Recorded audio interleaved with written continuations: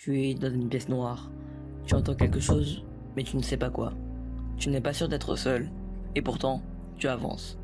Tu pourrais éteindre la console, poser la manette, mais tu continues, un pas après l'autre, dans l'ombre, dans la peur, dans l'inconnu.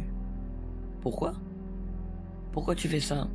Pourquoi tu choisis d'avoir peur? Ce n'est pas de la folie, c'est de la fascination.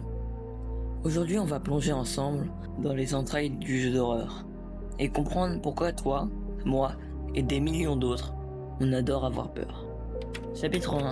Le plaisir de la peur. Ce que tu ressens quand tu joues à un jeu d'horreur, c'est une réponse biologique.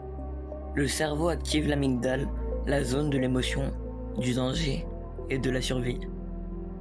Il pense que ce qui t'arrive est réel. Mais ensuite, quelque chose de magique se produit. Le cortex prend le relais. Il rationalise. Il sait que tu es en sécurité. Et à ce moment précis, la dopamine explose. Tu es en danger. Mais sans conséquence, tu affrontes tes peurs, sans les subir. Tu as la peur et la victoire. C'est comme une montagne russe, mais avec des monstres, des couloirs sombres et une manette à la main. Chapitre 2. L'instinct du prédateur. On pense que les jeux d'horreur nous rendent faibles, fragiles, c'est faux. Ils réveillent quelque chose de primitif, un instinct oublié, un sens de la vigilance, de l'observation, de la stratégie. Tu explores, tu fuis, tu te caches, ou parfois tu attaques. Les jeux d'horreur te reconnectent à l'animal en toi, à cet être qui a appris à survivre dans l'obscurité, bien avant que le néon n'éclaire nos vies. Chapitre 3. Les miroirs de nos anges et démons. Tu crois que tu joues contre le jeu? Non, tu joues contre toi. Les meilleurs jeux d'horreur ne te montrent pas des monstres, ils t'obligent à te regarder dans le miroir. Tu es seul, désarmé, sans repère. Ce que tu fuis, ce n'est pas un fantôme, c'est toi. Tes angoisses, tes failles, ton passé. Regarde Silent Hill, regarde Amnesia, regarde Pity. Ces jeux ne te racontent pas une histoire, ils te plongent dans une psyché brisée. Et c'est là que réside le vrai génie. Les jeux d'horreur ne sont pas juste des jeux, ce sont des confessions interactives. Chapitre 4. Le contrôle dans le chaos. Dans la vraie vie, tu ne contrôles pas toujours les choses. Mais dans un jeu d'horreur, tu souffres, tu paniques, tu cries.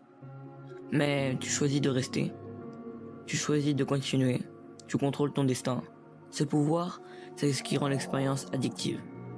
Tu es vulnérable, mais actif. Faible, mais libre. C'est un paradoxe. Et c'est ce paradoxe qui rend ce jeu si puissant. Chapitre 5. Le catharsis. Quand tu finis un jeu d'horreur, tu ne te sens pas juste soulagé. Tu te sens purifié. Comme après un cauchemar dont tu t'es réveillé vivant. C'est ce que les Grecs appelaient le catharsis. Une libération, une purge de l'angoisse. Et aujourd'hui, elle ne se fait plus dans un théâtre, mais dans un salon, devant un écran, avec des écouteurs visés sur les tempes, et un cœur qui bat à 100 à l'heure. Chapitre 6. La communauté du frisson. Tu n'es pas seul, des millions de joueurs dans le monde vivent ces peurs, ensemble. On regarde les autres hurler, rire, sursauter. On partage nos peurs, nos réactions, nos théories. Le jeu d'horreur est devenu un spectacle collectif, un rituel numérique, une relation de l'effroi. Et si on aime autant ça, c'est aussi parce qu'on sait que quelqu'un, quelque part, est en train de vivre exactement la même peur que toi. Chapitre 7. L'art du malaise. Le jeu d'horreur est un art, un équilibre entre le visible et l'invisible, entre le cri et le silence. Chaque couloir, chaque grincement, chaque lumière vacillante est pensée pour t'enfoncer dans un malaise profond. Les meilleurs jeux d'horreur ne sont pas ceux qui te font peur, mais ceux qui te laissent un goût amer, longtemps après avoir éteint l'écran. Et ce goût-là, on y revient toujours. Chapitre 8. L'envie d'exister. Dans les jeux d'horreur, chaque geste compte. Chaque erreur peut te coûter la vie. Et c'est peut-être ça, la clé. Dans un monde où tout va vite, où un like, un swipe, on oublie. Les jeux d'horreur te rendent présent. Tu n'es plus un spectateur, tu es en vie. Ici, maintenant, face au danger, face à toi-même, et tu ressens enfin ce que c'est qu'exister. Tu éteins le jeu, tu reprends ton souffle, tu regardes autour de toi et tu souris.